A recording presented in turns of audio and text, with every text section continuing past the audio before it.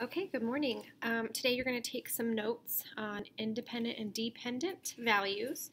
It's just one page, okay? Just want to let you guys know you're not in it for like an hour. It's just a short little page of notes so that when you guys come back tomorrow, we can do an activity about independent and dependent values. So first of all, we're going to identify which is which, right? So our x values are the independent values, right? Those are our inputs, right? And what goes in is pretty independent. It doesn't rely on anything else, right? It's what you start with. I also like to compare independent values to being the parents, right? Right now, your mom and dad are pretty independent. They have their own jobs, they have their own cars, they have their own monies, okay? And then we come to our Y values, which are considered dependent. Remember, those are our outputs. And that would be children, right? You guys quite literally depend on your parents for pretty much everything right now. Okay, I know you guys are like way more independent than you were when you were like 2, but as you know, a 13 or 14-year-old, you depend on your parents for survival, right? They give you a place to live, they give you clothes, they give you fancy shoes, they give you a phone, they give you food, they pay for sports and activities, okay? Right now you depend on your parents. So if you're trying to come up with a way to remember which is which, parents are independent, right, which is our X value, and children are very dependent, which is our Y value. If you think back to the input-output machine on that awesome video, right, the chickens go in, they are independent, and then whatever happens to the chicken comes out as a chicken nugget, okay? So that depends on what took place between when the chicken went in and when the nugget came out. Okay, so that's, just keep that in mind, independent, dependent. So let's go ahead and do some examples of why you need to know this. Like, where's Mrs. Marsh going with this? Okay, so example number 1, if I give you the expression 30x, excuse me, y equals 30x. Okay, so x in this situation is the number of hours worked, and y in this expression would be how much you make.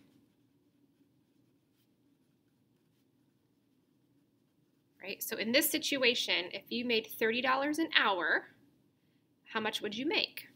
Okay, so the money you make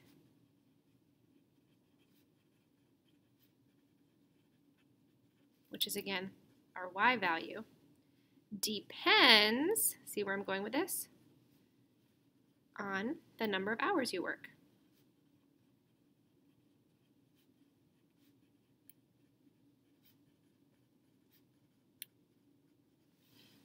Right?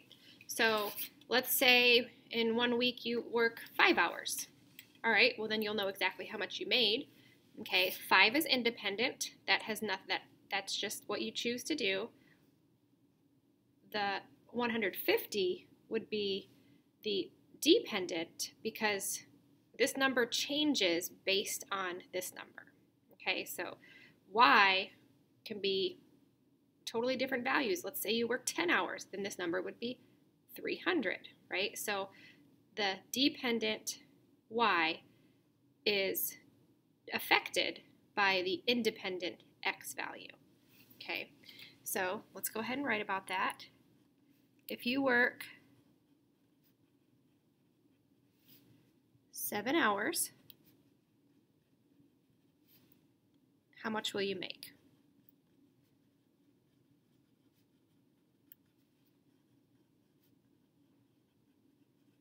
So if we take that expression, y equals 30x, and if I put 7 in for x, I know that I'm going to make $210. Okay, remember this 7 is the independent value, and this 210 is our dependent. Oops, I didn't give myself enough room there.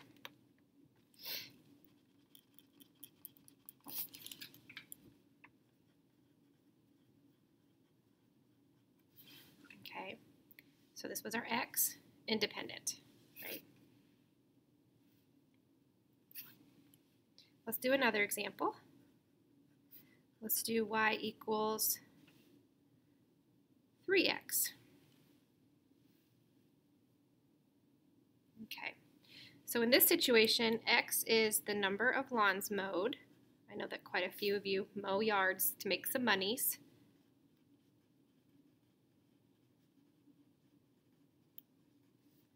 That's going to be our independent. And then y is going to be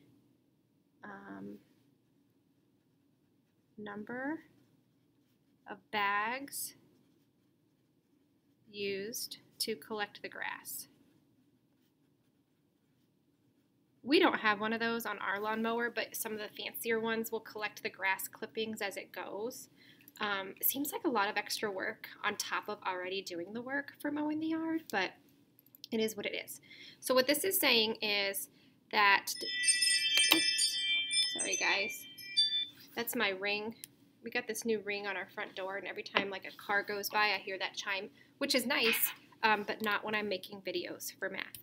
So, okay, so what I was saying is x is the number of lawns that you mow, and the answer y will represent how many bags I use to collect the grass per lawn. So this number 3 tells me that I use 3 bags of grass per lawn that I mow. Okay, so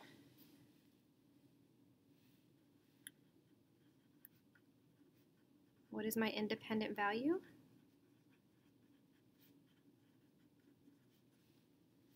X. The number of lawns mowed. Right?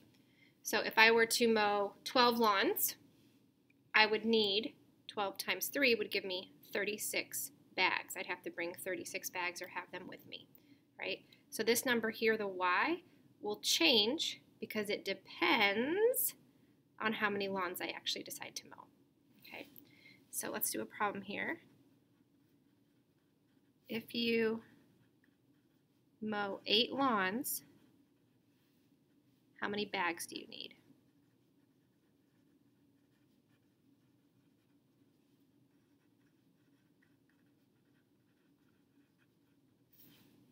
Well, I'm going to use my expression, y equals 3x. So I'm going to put in 8 for my x value. So that tells me I'm going to need 24 bags, right? Remember the 8 is my independent, and then the 24 is my dependent, because that would change based on how many lawns I decide to mow. So I would need 24 bags. So that's all we're doing today. I'm going to zoom out so that you guys can, if you need to, you can see. Well, you know what? These lights in this room are so bright. Here, let me change this here. I don't think it's helping, but you guys can see the majority of this page. Maybe you can zoom in on your iPad or what have yous.